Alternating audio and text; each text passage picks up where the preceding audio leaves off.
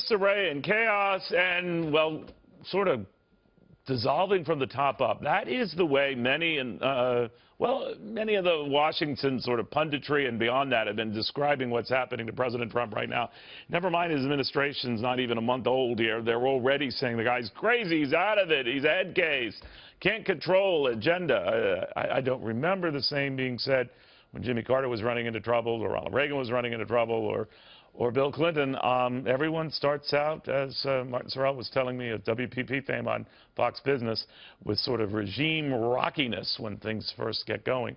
To Dr. Keith Ablow, Fox News Medical A-Team, on what he makes of that. I think what they're saying, Doctor, is the guy's crazy, Donald Trump, and it's coming back in spades to bite him. What do you make of that? Crazy like a fox, maybe. No, listen, Neil, in fact, I wrote a blog for the opinion section today at foxnews.com saying exactly the opposite. Haven't examined the man. Personally, I haven't.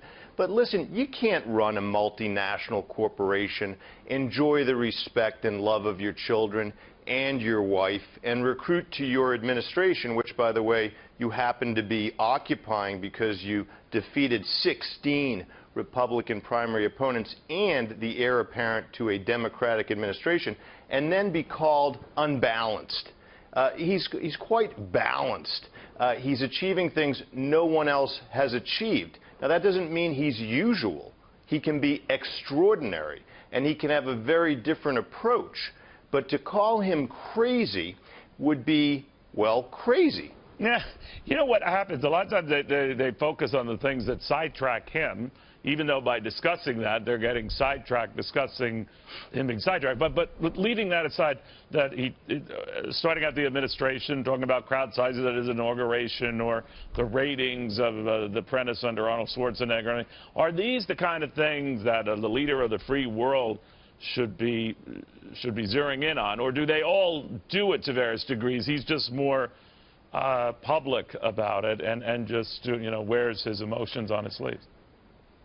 Number one, I think he may wear his emotions more on his sleeve. Number two, I'm not sure that he doesn't do some of these things precisely in order to disassemble and sort of to distract. After all, the media falls all over themselves for a one-liner from Donald Trump, cover it incessantly, while he goes about his business instituting policies that are transformational for America and that are going to bring America back. So some of it might be cat and mouse, and there are a lot of mice out there who are willing to fall for anything Donald Trump puts out there that looks like a red herring. They'll take any hook. All right, now, one of the things I noticed, and I see this on the left and the right, but I think the media is much more thin-skinned than any president. By that, I would just say that, Will Wintz at Fox, when it was President Obama ignoring us and treating us like, many at, let's say, CNN get annoyed when they get ignored, and then all of a sudden they don't like the same treatment.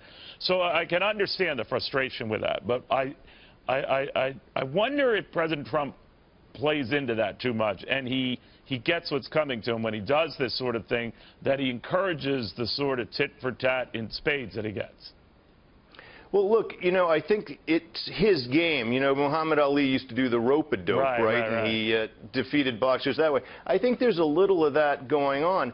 And frankly, when I trained in medicine, part of my rotations were through surgery. Some of the best surgeons, they had some quirks. Right? An errant word, something yelled out in the OR. You know who you'd want doing your surgery? Those very guys. They weren't the polished ones. They were the geniuses, man. And we've got a genius in the Oval Office, and if we think he's going to subscribe entirely to protocol and be flawless and polished, think again. But they man, worry. Here's I what want I that hear, surgeon. Doctor, from some market guys, and again, they could be wrong, because talk about some self-absorbed people. They are convinced that if he's not careful, the president, these distractions are going to get in the way, and they're not going to get anything that they want, nor what he says they're going to give him. Well, what I would say is recent history being something of a guide, I would be loath to judge the man to have deficits that don't pay off, right? So, you know, through all of this, people have said, no, it's impossible. He can't possibly win the presidency. Look what he said. Well, you're right. Well, look, he's president. And my guess is that at a certain point we'll come to embrace his idiosyncrasies because they will work for all of us, and we'll all have some successes to boast about.